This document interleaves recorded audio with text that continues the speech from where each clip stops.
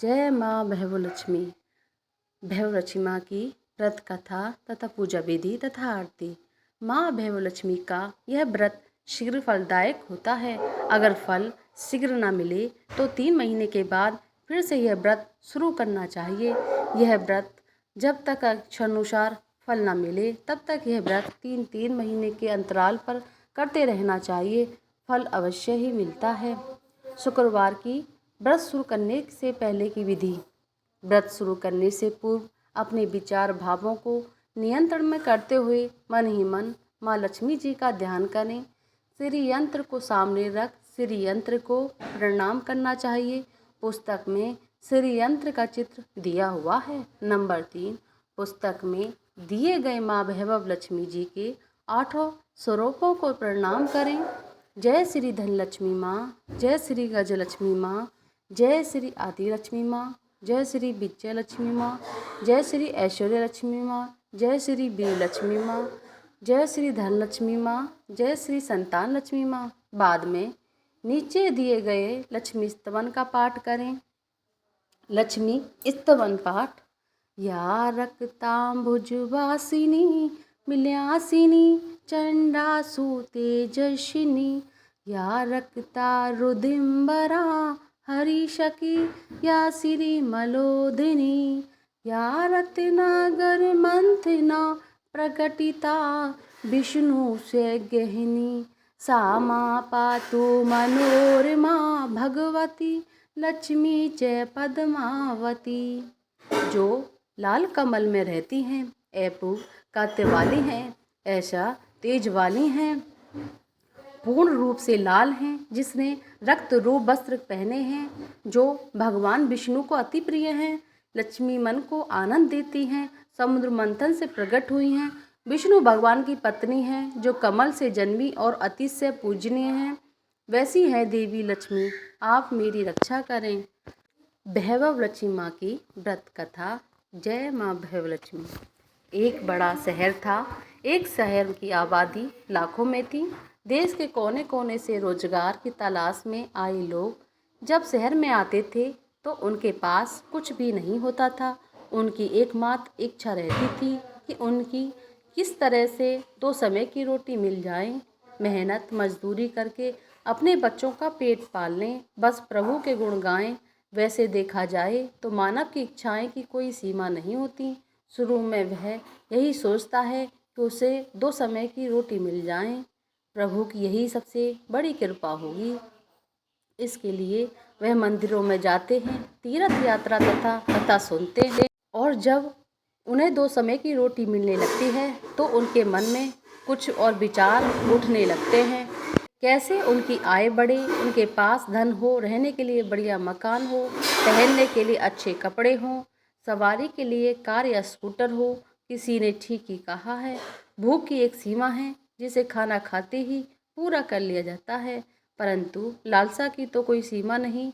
लाखों करोड़ों के सपने, सुख शांति और मौज मस्ती की आशाओं की लालसा करने वाला इंसान यह भूल जाता है कि यह द्वारे उसे मृत्यु की ओर लिए जा रहा है। मानव जीवन इतना बड़ा कहाँ है जिस पर हम भविष्य इतना बड़ा बोझ लाद देते हैं। हम काम, क्रोध, लोभ, मोह, अहंकार में अंधे होकर उस प्रभु, उस महाशक्ति को भी भूल जाते हैं जिसने इस संसार को जन्म दिया है, जो जीवन देता है और वही मृत्यु देता है।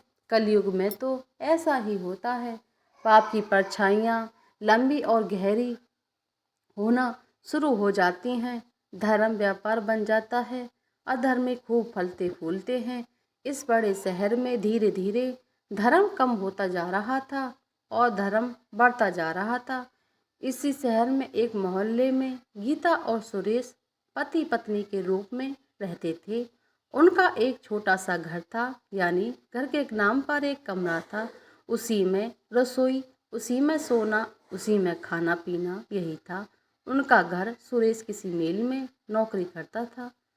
गीता घर का सारा काम काज करती थी। उसने अपने छोटे से घर को इतना साफ सुथरा रखा था कि मोहल्ले की औरतें अक्सर कहती थीं कि घर की साफ सफाई रखना तो हमारी गीता बहन से सीखें।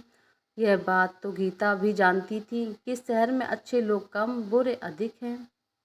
उसी के अड़ोस पड़ोस में कुछ औरतें ऐसी थीं जो दिन भर एक दूसरे की चुगलियाँ करती और दूसरे के घर में झांककर उनकी बुराइयाँ ढूंढना उनका सबसे पहला काम था। अपने घर की भले ही उनको कोई खबर न हो, मगर पूरे मोहल्ले की खबर तो उनके पास यूं रहती थी जैसे मोहल्ले की डायरी लिखने का काम प्रभु ने उन्हें सौंप रखा हो। गीता को उनकी यह बातें पसंद नहीं थीं। पहले तो उसे घर के काम काज में ही समय नहीं मिल पाता, दूसरा पति की सेवा करना उसका धर्म था। पति की लंबी आयु और उन्नति के लिए वह हमेशा ईश्वर से की उपासना में लगी रहती थी। मोहल्ले की चुगल औरतें को गीता की अच्छी आदतें कैसे पसंद आ सकती थी। वो तो कहने लगी थी, गीता में बड़ी अकड़ है, जो किसी से बात करना पसंद नहीं करती, शायद इसलिए कि वह बड़ी सुंदर है। उसे अपनी सुंदरता पर बड़ा गर्व है। उसे वह नहीं पता कि जिस मोहल्ले में रहते हैं वहाँ सबसे मित्रता करते हैं, उनके साथ मिलकर बैठते हैं। यदि वह किसी के पास दुख सुख बांटने नहीं जाएगी तो कल उसके पास कौन आएगा। इस प्रकार भांति भांति की बातें क्या करती थी। इन सब की बड़ी बहन जानकी देवी थी, जो पूरे मोहल्ले को अपनी उंगलियों पर नचाती थी। बहन जानकी देवी ने अपनी एक कीर्तन मंडली बना रखी थी, जो घर घर में जाकर कीर्तन करती थी।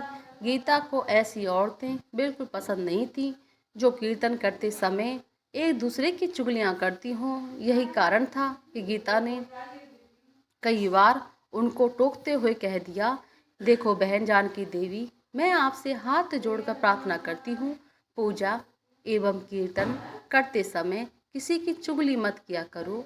किसी की बुराई करने से अच्छा है आप उस समय प्रभु का नाम लें। इससे आपका जीवन भी सफल हो जाएगा और बुराइयों से बच जाओगे। गीता की इतनी बात सुनते ही जानकी देवी को क्रोध आ गया। क्रोध के मारे उसके चेहरे का रंग लाल हो गया। वह कड़क कर बोली, ओ कल की छोकरी, क्या तू मुझे बताएगी मुझे क्या करना है। अभी शहर में आए 2 साल हुए, गांव का गोबर हाथों से उतरा नहीं। हम शहर वालों को अकल सिखाने लगी है, गवार कहीं की। देखो बहन, मैं गवार हूँ या कुछ भी हूँ, प्रभु भक्ति में पूरा विश्वास रखती हूँ। मैं यह अच्छी तरह जानती हूँ कि भक्ति में ही शक्ति है। भक्ति ढोलकियाँ चिमटे बजाने से नहीं होती, बल्कि सत्य के पथ पर चलने से होती है। ईश्वर की यही सिद्धांत है, यही शिक्षा है, किसी का बुरा मत करो। मैं तो जीवात्मा में रहता हूँ, तुम मेरी तलाश में क्यों भटक रहे हो। यदि तुम सत्य और विश्वास का सहारा लेकर अपनी आत्मा में मुझे तलाश करोगे तो मैं तुम्हें अवश्य मिलूंगा। इस बात को सुनकर जानकी देवी और उसकी साथी सब मिलकर गीता का मजाक उड़ाने लगी। गीता जानती थी यह लोग पाप करने वाले हैं, इनकी पूजा तो केवल ढोंग है, दिखावा है, इनके मन में काले खोटे हैं, इनसे अधिक बोलने का कोई लाभ नहीं। इनकी कीर्तन मंडली खूब धन कमा लेती है, ईश्वर के नाम पर व्यापार, दुर्गा के नाम पर लूट। छी छी, घिन होने लगी थी गीता को इन सब से। उसने अपने घर में पूजा पाठ करना शुरू कर दिया और इन लोगों से दूर रहने लगी। उधर सुरेश बुरी संगत में पड़कर शराब पीने लगा, जुआ खेलने लगा। गांव का आया सीधा साधा सुरेश शहर के साथियों में ऐसा फंसा कि उसे बुरी आदतें लग गईं। शुरू शुरू में उसने अपने आप को बचाने का बहुत प्रयास किया, लेकिन जब चारों तरफ से आग लगी हो तो तब तक कैसे बच सकता था। एक मजदूर का वेतन ही कितना होता है, जो सारा महीने मेहनत करने पर जो कुछ उसे मिलता था उससे घर की 2 समय की रोटी ही चल सकती थी। मकान का किराया, दुनियादारी, कपड़े लत्ते, यह सब कुछ यह वेतन से ही चलता था। लेकिन जब इस वेतन से शराब पिया जाए, चरस गांजा पिया जाए, जुआ खेला जाए तो घर कैसे चलेगा। गीता बेचारी बहुत दुखी हो गई, अंदर ही अंदर घुलने लगी।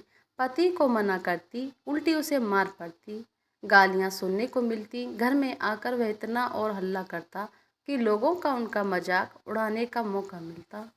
वह अंदर ही अंदर टूटने लगी, हर समय उदास रहने लगी। अपने मन को आग की शांत करने के लिए आंसू बहाती रहती। परदेश में उसका कौन था जो उसे सहारा देता।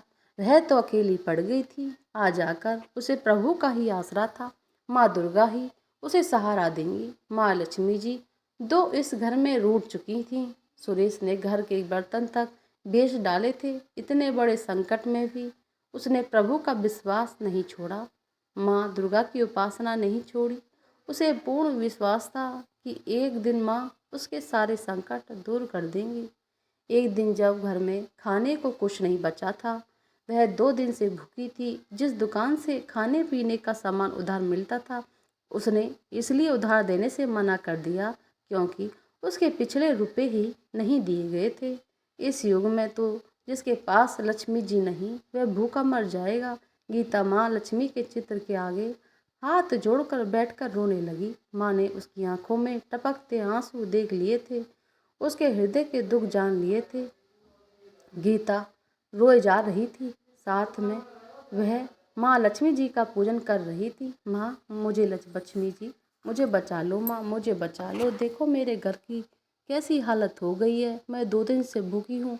मेरे पति बिगड़ चुके हैं। घर में लक्ष्मी जी आप बैठी हैं, परंतु आपका दूसरा स्वरूप जो संसार में माया है, वह इस घर में नहीं है। उसके बिना जीवन नहीं। माँ मुझे बचा लो, मुझे शक्ति दो। माँ आप ही मेरे अंतिम आसरा हो। तुमने मुझे नहीं बचाया तो मैं तुम्हारे चरणों में ही जान दे दूंगी। अब तो मेरा ही अंतिम निर्णय है। यह कहती हुई गीता माँ लक्ष्मी जी के चित्र के आगे गिर पड़ी। उसी समय घंटियां बजने लगीं, शंख की आवाज़ आने लगी। गीता के उदास चेहरे पर अपने आप खुशी की लहर दौड़ गई।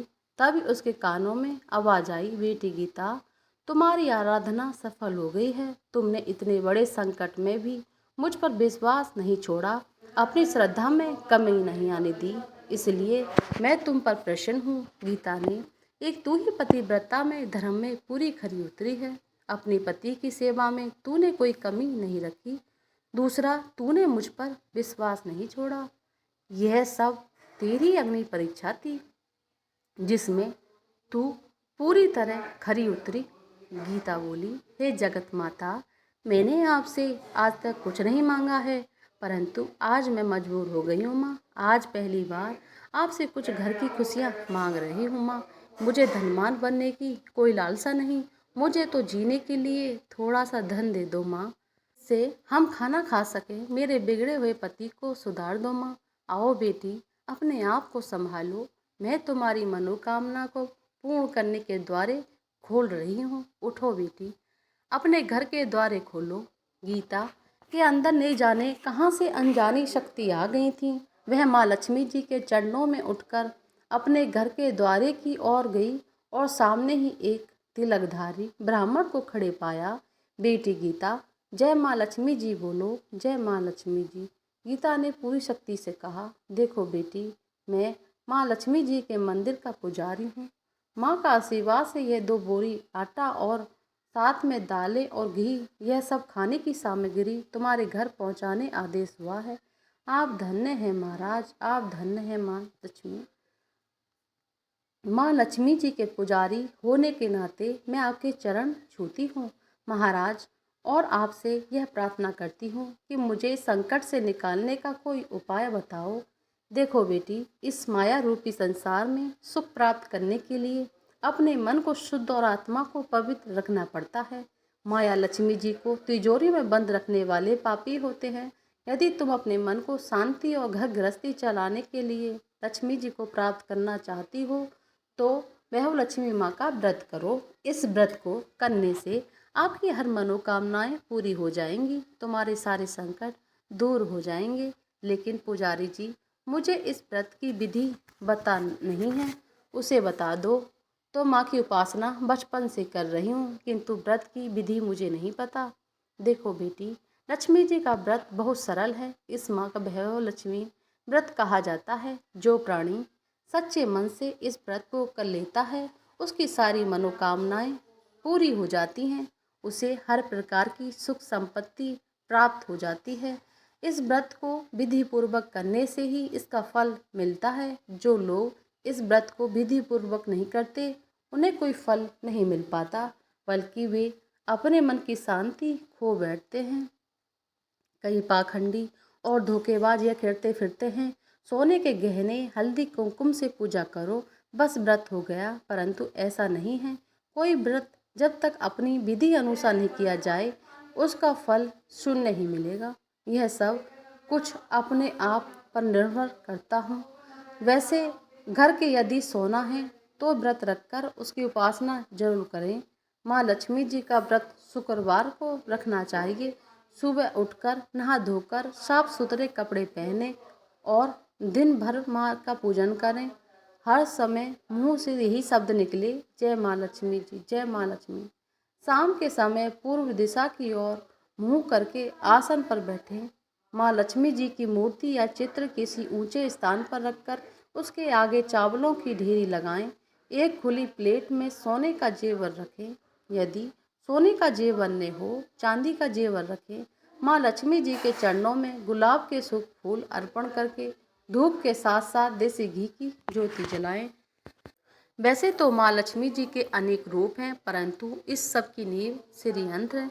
जो माँ के भक्त श्री यंत्र के दर्शन कर लेते हैं, समझ लो उन्होंने माँ के हर रूप के दर्शन कर लिए। इसलिए माँ के पूजन के समय श्री यंत्र न भूलें। सबसे पहले प्लेट में रखे जेवर को हल्दी का टीका लगाकर 5 बार बोलें, जय माँ वह लक्ष्मी, जय माँ वह लक्ष्मी, हमारी खाली झोली भर दो, हमारी खाली झोली भर दो माँ। इसके पश्चात घी, आटे और चीनी को भूनकर बनाया गया प्रसाद अर्थात पंजीरी, जिसमें केले के टुकड़े काटें और माँ लक्ष्मी जी का भोग लगावें। माँ लक्ष्मी जी की आरती करके उसे प्रसाद को लोगों में बांट दें। बांटते समय भी आपकी जुबान पर माँ लक्ष्मी जी की जय जयकार जरूर होनी चाहिए। यह व्रत निरंतर 21 या 51 रखे जा सकते हैं। सूर्य अस्त होने के पश्चात माँ की उपासना करके जब प्रसाद को बांट लें तो आप भी भोजन ग्रहण कर सकते हैं। माँ लक्ष्मी जी के आगे पड़े चावलों को पक्षियों को डाल दें। व्रत रखने वाले हर भक्त के लिए यह जरूरी है कि यह श्री भैरव लक्ष्मी व्रत कथा का पाठ करें और लोगों को भी सुनाएं। इससे यह अधिक पुण्य मिलता है। यह सारे व्रत जब विधि पूर्वक हो जाएं, इसके फलस्वरूप प्राणी की हर इच्छा पूरी हो जाती है। धन तो आता ही है, परंतु जिनके घर में संतान न हो उनके लिए यह व्रत वरदान से कम नहीं। जब व्रत संपूर्ण हो रहे हों अर्थात 21वां या 51वां व्रत का जब रखें तो उस दिन 7 छोटी कन्याओं को घर पर बुलाकर उन्हें उनका मनपसंद भोजन खिलाएं। फिर कन्याओं को श्रद्धानुसार रुपये दे सकते, चांदी का गिलट का सिक्का दक्षिणा में दें। उसी दिन माँ लक्ष्मी जी की श्री भैरव लक्ष्मी व्रत कथा की 101 या 51 प्रतियाँ माँ के भक्तों को अपने हाथों से बांट दें। यदि इन प्रतियाँ की शक्ति न हो तो 11 अवश्य बांटनी चाहिए। माँ की प्रतिमा के आगे बैठकर दोनों हाथ जोड़कर उनसे प्रार्थना करते हुए कहें, हे माँ, आपकी और प्रभु की कृपा से मैंने आपके व्रत विधि पूर्वक पूरे किए हैं, इसलिए हे माँ, आप हमारी इच्छाएं पूरी कर दो, हमारी मनोकामनाएं पूरी कर दो माँ, हमें सदा सुखी रखना, हमारे परिवार को सुख देना माँ। बस बेटी, यही है प्राणी के लिए कल्याण का मार्ग। तुम भी श्री भैरव लक्ष्मी व्रत करो, तुम पति भी ठीक हो जाएगा और तुम्हें भी धन मिलेगा, तुम सदा कष्ट मुक्त रहोगी। यह कहते हुए पुजारी जी चले गए। गीता ने आटे की बोरियां पड़ोसन की सहायता से अंदर रखवा दी, दालों को भी अंदर रखवा दिया। माँ लक्ष्मी जी की उपासना तो कर रही थी, परंतु विधि अनुसार नहीं कर पाती थी। आज माँ लक्ष्मी जी ने उसकी हालत देखकर जो उसकी सहायता की है, उसे वह कैसे भूल सकेगी। सहसा उसे ध्यान आया, कल ही शुक्रवार है, मैं कल ही माँ लक्ष्मी जी का 21 या व्रत शुरू कर दूंगी। दूसरा ही दिन गीता ने शुक्रवार को व्रत कथा शुरू कर दी और सातवीं माँ का व्रत रखा। सारा दिन माँ की आरती करती रही। फिर उसने रात्रि के समय श्री भैरव लक्ष्मी का व्रत कथा पाठ करके घर आए पति के चरण छूकर उसे प्रसाद खिलाया तो उसके पति ने उसे प्यार से सीने से लगाकर कहा, मेरी गीता, तुम तो सचमुच देवी लग रही हो माँ। मैं ही पापी था जो आज तक देवता ने बनकर राक्षस बना रहा, लेकिन आज मेरी आंखें खुल गई हैं। अब मुझे अपनी भूल का एहसास हो गया है और मैं आज माँ लक्ष्मी के चरणों में बैठकर यह प्रतिज्ञा करता हूँ कि मैं कभी भी शराब नहीं पीऊँगा, न कभी जुआ खेलूँगा, ना ही गंदे और बुरे लोगों की संगत में बैठूँगा। मैं तुम्हें कभी दुख नहीं दूँगा। मेरे देवता, मेरे प्राणनाथ, माँ लक्ष्मी की कृपा से आप सुधर गए तो मुझे संसार के खजाने मिल गए। आज मैं कितनी खुश हूँ। माँ ने मेरा उजड़ा हुआ घर बसा दिया। मेरा सुहाग मुझे मिल गया। अब मैं 21 व्रत पूर्ण करके श्री वैभव लक्ष्मी व्रत कथा की 51 प्रतियाँ लक्ष्मी भक्तों को बांटूंगी ताकि उनका भी मेरी ही भांति कल्याण हो जाए। सुरेश ने अपनी पत्नी का हाथ पकड़कर उसे चूमते हुए कहा, देखो गीता, जिस माँ लक्ष्मी जी ने मुझे पाप के संसार से निकाला है, मैं भी उनके किस व्रत रखूंगा, सदा घर में उनकी पूजा करता रहूंगा। गीता ने अपने पति के चरणों में अपना सिर रखते हुए कहा, मेरे देवता, आज मैं बहुत प्रसन्न हूँ। माँ लक्ष्मी की कृपा से मुझे आज नया जीवन मिला है। बोलिए वैभव लक्ष्मी मैया की जय। वैभव लक्ष्मी मैया की आरती। ओम जय लक्ष्मी माता मैया, जय लक्ष्मी माँ, तुम्हें को निस दिन सेवत हरि विष्णु धाता। ओम जय लक्ष्मी माता, उमा रमा ब्रह्माणी, तुम ही जगी माता। सूर्य चंद्रमा धावत, नारद ऋषि गाता। ओम जय लक्ष्मी माता, दुर्गा रूप निरंजन, सुख संपत्ति दाता। मैया सुख संपत्ति दाता, जो कोई तुमको ध्यावत रिद्धि सिद्धि पाता। ओम जय लक्ष्मी माता, तू ही पाताल निवासिनी, तुम ही सुविदाता। कारण प्रभाव प्रकाशिनी, भवनिधि की त्राता। ओम जय लक्ष्मी गा माता, जिस घर में तुम रहती ताही में गुण आता। सब संभवी हो जाता, मन नहीं घबराता। ओम जय लक्ष्मी माता, तुम बिन याज्ञ न होवे, वस्त्र न कोई पाता। खान पान का वैभव सब तुमसे आता। ओम जय लक्ष्मी माता, शुभ गुण सुंदर मंदिर, क्षीरो निधि जाता। रतन चतुर्दश तुम बिन कोई नहीं पाता। ओम जय लक्ष्मी माता। यह आरती लक्ष्मी जी की, जो कोई नर गाता। और आनंद समाता, पापी उतर जाता। ओम जय लक्ष्मी माता, जहाँ चरण तब पहुँचे, घर शुभ हो जाता। कुंज बिहारी माता की शुभ दृष्टि चाहता। ओम जय लक्ष्मी माता। बोलिए वैभव लक्ष्मी मैया की जय।